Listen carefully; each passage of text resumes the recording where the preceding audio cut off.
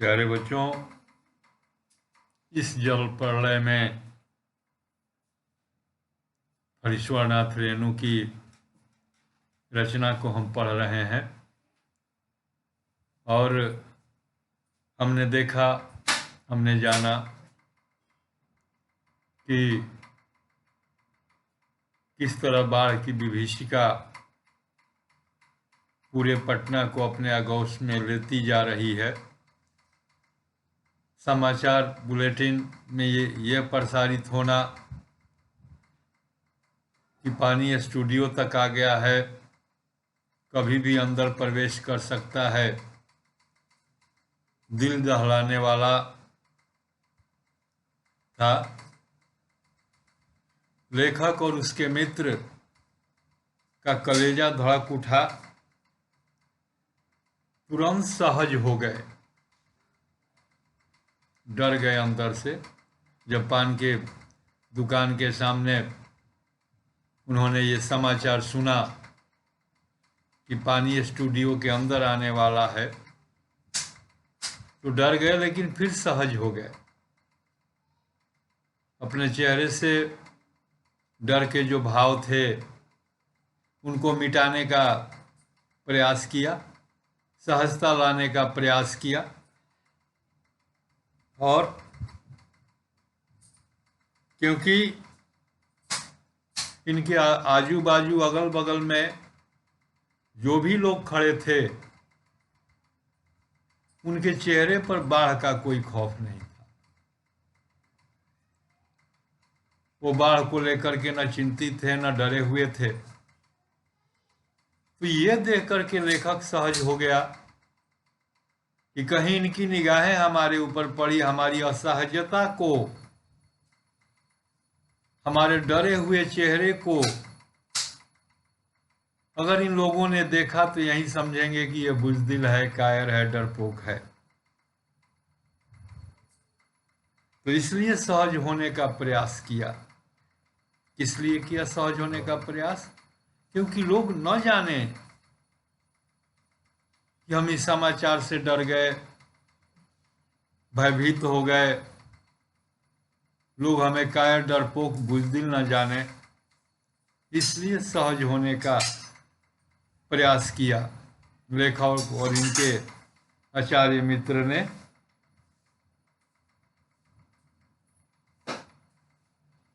दुकानों में हड़बड़ी थी,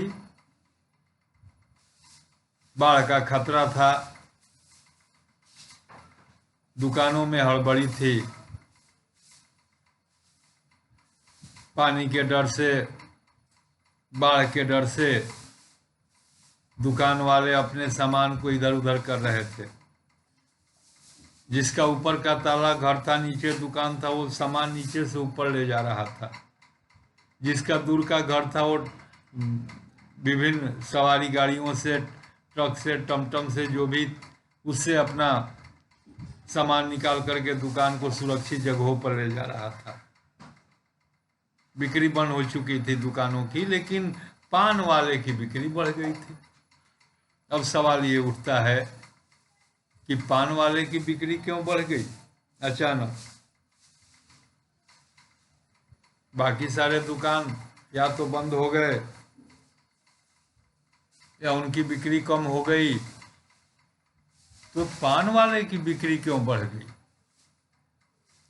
क्योंकि बाढ़ को लेकर के सारे लोग सशंकित थे, भयभीत थे। बाढ़ की स्थिति क्या है, पानी कहाँ तक आया है, कितने क्षेत्रों को डुबाया है, पानी की रफ्तार क्या है, करंट कैसा है। तो लोग बाढ़ से संबंधित जानकारी जानने के लिए घरों से बाहर निकलते थे, उन क्षेत्रों में बाहर निकलते थे जहां बाढ़ का पानी नहीं था। और पान के दुकान पर अक्सर लोग पान वगैरह खाने ज़्यादा हो जाते हैं, तो लोग भीड़ में जाकर के बाकी लोगों से जानने का प्रयास करते थे कि बाढ़ की स्थिति क्या है। तो पान वाले के पास चूंकि लोगों का समूह ज़्यादा होता था और जो भी आता, बाकी दुकानें बंद थी, तो पान वाले के पास जमा हो जाते, पान खाते और बाढ़ की का समाचार सुनते या सुनाते। तो इसलिए पान वाले की बिक्री बढ़ गई, लोगों का जमावड़ा उसके दुकान पर ज़्यादा होने लगा, तो बिना मनो के लोग पान का सिक्का चबाने लगे।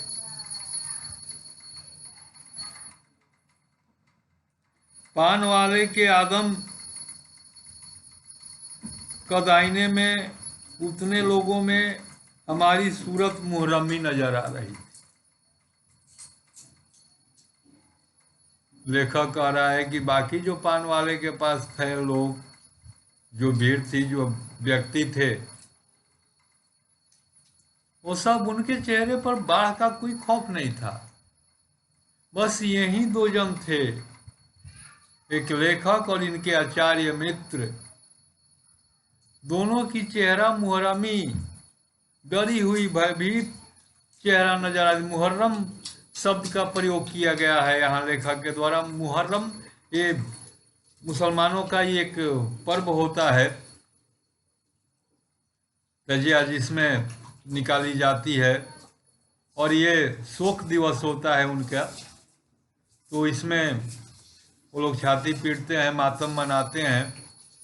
तो उस दिन कोई हंसता खेलता नहीं, शोक में रहते हैं मुहर्रम में। तो ये इनके लिए मुहर्रमी चेहरा का मतलब कि मातमी चेहरा, शोक वाला चेहरा हो गया। बस यही दोनों का, बाकी लोग हंस रहे थे। और थोड़ी देर वहां ठहरेंगे तो लोग कहेंगे जरा इन कायरों को देखो, बुज़दिलों क्या हो हुलिया देखो। क्योंकि ऐसी बातें चारों ओर हो रही थी। कैसी बातें हो रही थी? क्यों लेखक को अपना चेहरा कायर, डरपोक लग रहा था? क्यों मुहर्रमी कहता है अपने चेहरे को? क्योंकि बाकी जो लोग थे उस पान दुकान के सामने चारों तरफ जो खड़े थे, वो बाढ़ को लेकर भयभीत नहीं थे, बाढ़ के दुष्परिणाम को लेकर चिंतित नहीं थे, बहने, डूबने, धंसने का भय उनको नहीं था। अपितु वो बात कर रहे थे कि एक बार धनुषकोटी की तरह पटना लपाता हो जाए। धनुषकोटी एक जगह है, नाम है एक जगह का, समुद्र में। पटना लपाता हो जाए तो कोई कहता कि ये बड़ा बढ़िया मौका है, चल के गोल घर के छत पर बैठ के ताश खेला जाए। कोई कहता कि गोल घर के छत पर क्यों, बिस्कोमान का भवन के छत पर बैठ करके ताश जमाया जाए। तो वो लोग एक बुलंद आवाज में बोल रहे थे, लेकिन लेखक डरा हुआ था, इसीलिए कह रहा है कि हमने सहज होने का प्रयास किया। कोई कहता है कि इनकम टैक्स वालों से को बोल देना चाहिए, कह देना चाहिए कि अब ये छापा मारो। जितने भी काला बाजारी लोग हैं, सामानों का संग्रह करते हैं, बटोर के रखते हैं और मनमानी दाम पर बेचते हैं, ये आसानी से पकड़ा जाएंगे। खैर, राजेंद्र नगर चौराहे पर मैगजीन कॉर्नर की आखिरी सीढ़ी पर पत्र पत्रिकाएं पूर्ववत बिछी हुई थी। अब लेखक वहां पान वाले के पास से हट गया, वहां से निकला वो और उसका मित्र, क्योंकि वहां के बात सुन करके इसको डर हो गया था कि हमको ये लोग कायर बोलेंगे, डरपोक बोलेंगे। अब वहां चला गया राजेंद्र नगर चौराहे पर, चौराहा बोलते हैं उसको, जो जहाँ चार राहों का समाहार होता है, दिग्गु समास, जहाँ से चार रास्ते निकलते हैं, उसको चौराहा बोलते हैं। तो चौराहे पर मैगजीन का मतलब होता है पत्र पत्रिकाएं, कॉर्नर पर सीढ़ियों पर बिछी हुई थी पूर्ववत पहले की तरह। अब लेखक सोचता है कि एक सप्ताह की खुराक एक साथ ले लूं, एक ही बार पूरा मैगजीन खरीद लूं, पूरा पत्र पत्रिका खरीद लूं कि एक सप्ताह जरूरत न पड़े, क्योंकि पता नहीं बाढ़ में घिरेंगे तो कितने दिन तक बाहर निकलना मुश्किल हो जाएगा। खैर, अब इसी सोच में पड़ा, हैंडली चेंज ले लूं, फ्रेंच जर्मन सिखाने वाली किताब लूं, योग सिखाने वाली किताब लूं। अब फेरा में सोच रहे थे कि क्या लूं, क्या खरीदूं, क्या नहीं खरीदूं। लास्ट में वो क्या किए कि हिंदी, बांग्ला और अंग्रेजी के जो सीने पत्रिकाएं होती हैं, सीने पत्रिकाएं क्या होती हैं? सीने ये फिल्मी दुनिया की पत्रिका होती है। वैसे मैगजीन जिसमें अभिनेता अभिनेत्रियों या फिल्मी जगत का समाचार होता है, तो वो सब नहीं लिया। योग वाला, भाषा सिखाने वाला, वो कोई बुक नहीं लिया।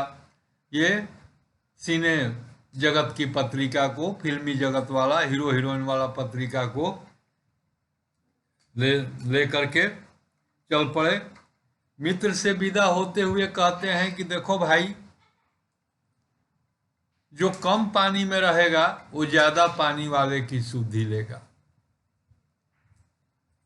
यानी कि जिसके घर में बाढ़ का प्रभाव कम होगा वो दूसरे मित्र का खबर लेगा। खैर, दोनों मित्र विदा हो गए। फ्लैट में घर पहुंचे तो जनसंपर्क की गाड़ी लाउड स्पीकर पर घोषणा करते राजेंद्र नगर पहुंच चुकी थी। अब घर पर पहुंचते ही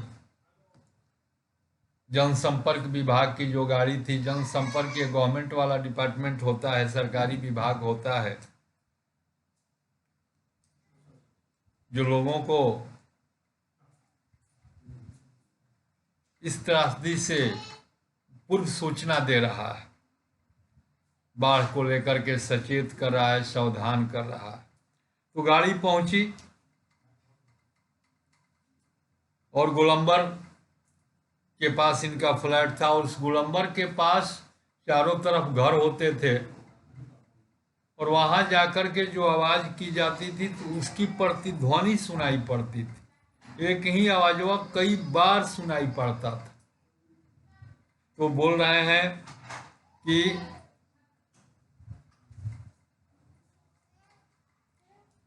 जनसंपर्क विभाग की गाड़ी पहुंची, एक अलमस्त नौजवान, मस्ती में चूर, जिसको बाढ़ के नाम से कोई भय नहीं है, रिक्शा वाला मस्ती में गीत गाते जा रहा है, सुन मेरे मितवा, सुन मेरे बंधु।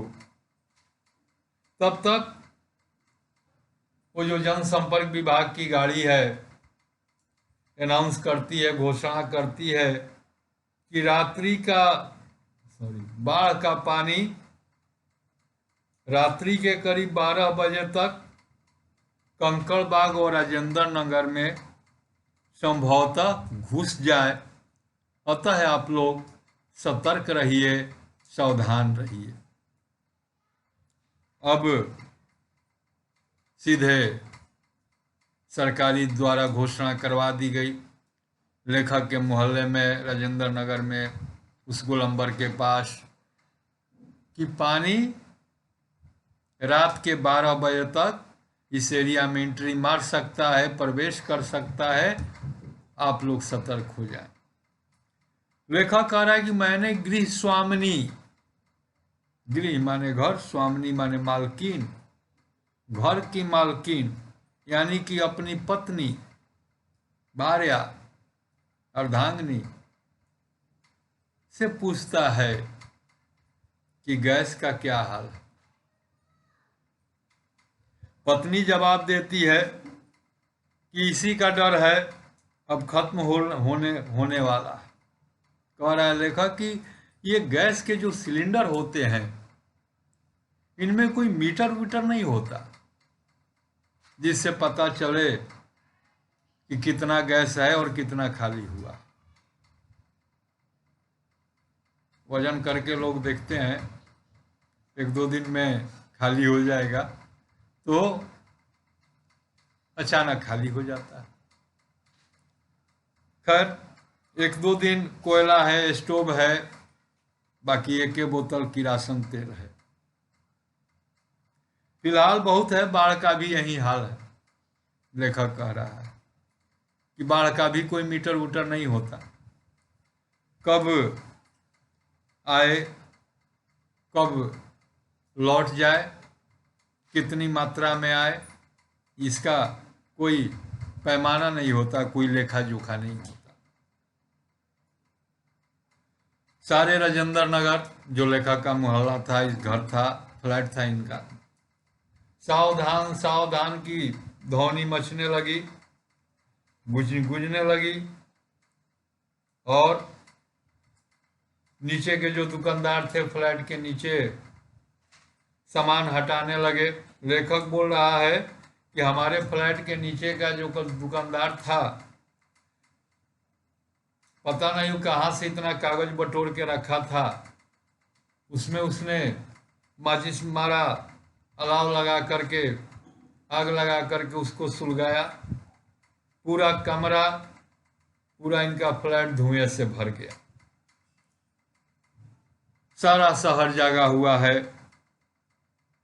पश्चिम की ओर कान लगाकर सुनने का प्रयास करें, क्योंकि वो जो जनसंपर्क विभाग की गाड़ी थी, ये घोषणा करके चली गई थी कि 12 बजे तक पानी बाढ़ का आ जाएगा इस नगर में, इस क्षेत्र में, राजेंद्र नगर में। उस क्षेत्र के लोग थे वो जगे हुए थे। लेखक कह रहा है कि कान लगा के दीवार से सुनने का प्रयास कर रहा हूँ कि पानी कहाँ तक आया है। पश्चिम में फिर मुहानी की ओर हलचल की आवाज़ आ रही है। लगता है 1-1:30 बजे राजेंद्र नगर पहुँच जाएगा। 12 बजे तो नहीं, लेकिन 1-1:30 बजे राजेंद्र नगर पानी पहुँच जाएगा।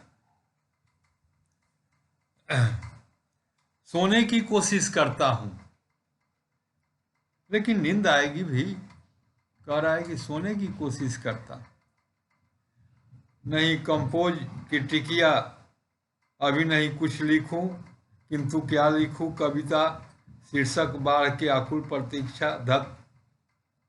लेखक बेचैन है, बाढ़ आने की खबर इसको बेचैन किए हुए है। मन नहीं लग रहा है इसका। कह रहा है क्या करूं, कान लगा के आहट सुन रहा है, आवाज़ सुन रहा है कि किधर से, पश्चिम से कि पूरब से, किधर से कोलाहल मचा हुआ है, कि उधर से पानी आ रहा है। फिर सोचता है कि सो जाऊं, तो सोचता है कि नींद नहीं आएगी।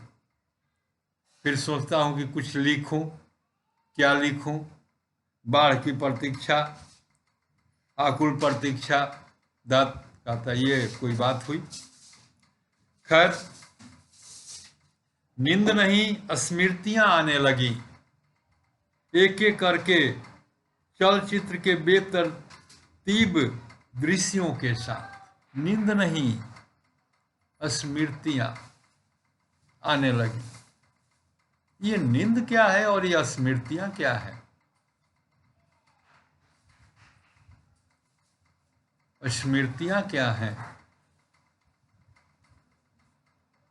नींद तो आती है, नींद तो प्रेजेंट टेंस है, वो तो आएगी, सो जाएगा आदमी,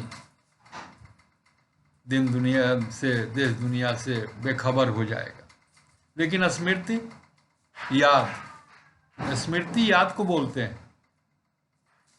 व्यक्ति अपने बीते हुए समय में जो कुछ करता है या जो कुछ उसके साथ घटित होता है वो उसके जेहन में, उसके दिमाग में याद रहता है। जब कभी उसको उस घटना को, उस चीज को याद करने का प्रयास करता है, उसके दिमाग में आता है, उसे ही स्मृति कहते हैं हम।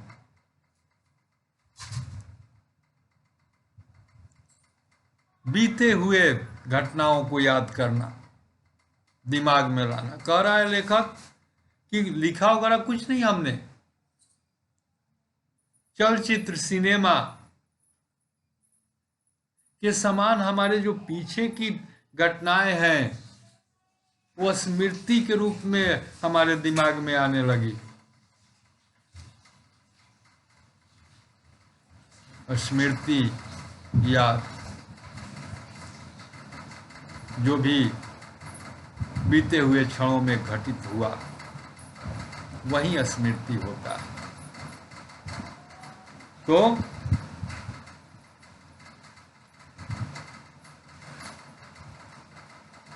1947 देश की आज़ादी का वर्ष, मणिहारी, अब यहीं रुक देते हैं, एक दो प्रश्न देंगे, बाकी अगले दिन। HW में लिखो। वीडियो वगैरह तो लोग ज़्यादा देखता नहीं है लगता है ऐसे, तो ये बच्चों, ये क्लास 8 नहीं है, नहीं कोरोना वायरस का प्रभाव हमेशा रहेगा। इस बार तो किसी भी कीमत पर प्रमोट शब्द नहीं मिलेगा तुमको। ये असली बॉर्डर है, वहाँ से हम उसी बच्चों को ट्रेन में ले जाते हैं जिनमें बोर्ड क्लियर करने की क्षमता होती है, बाकी सारा ड्रामा भुला जाएगा। ये याद रखना। इसलिए ज़्यादा से ज़्यादा देखो, पढ़ो, फोन करो, समझो, तो परीक्षा में पता चल जाएगा। हम सीरियसली पढ़ा रहे हैं तो ये मत समझना कि क्वेश्चन आंसर जो लिखवाएंगे वही देंगे। यहाँ से पैटर्न अलग हो जाता है। CBSE बोर्ड भी ऐसा नहीं करता। वो प्रश्न अभ्यास के प्रश्न कोई ज़रूरी नहीं है कि वो पेपर में डालता है, वो अंदर के प्रश्न डालता है। तो अभी से उसकी ट्रेनिंग तुम लोगों को मिलनी चाहिए ना, तो हम तो ऐसा करेंगे। इसीलिए हम HW दे रहे हैं, ताकि हम उसका करेक्शन करते वक्त जान सकें कि कितना सीरियसली पार्ट टेकअप हो रहा है। या मोबाइल पर हम लोग अपना बकबक कर रहे हैं, तू अपना मोबाइल खोल के गेम खेल रहा है, तो पता चल जाएगा। खैर HW लिखो।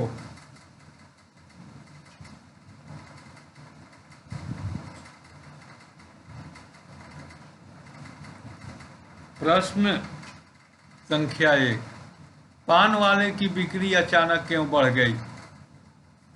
ये संभवतः क्वेश्चन आंसर में भी होगा, लेकिन तुम्हें अपने से लिखना है, वो तो हम बाद में लिखवाएंगे, देखेंगे। पान वाले की बिक्री अचानक क्यों बढ़ गई?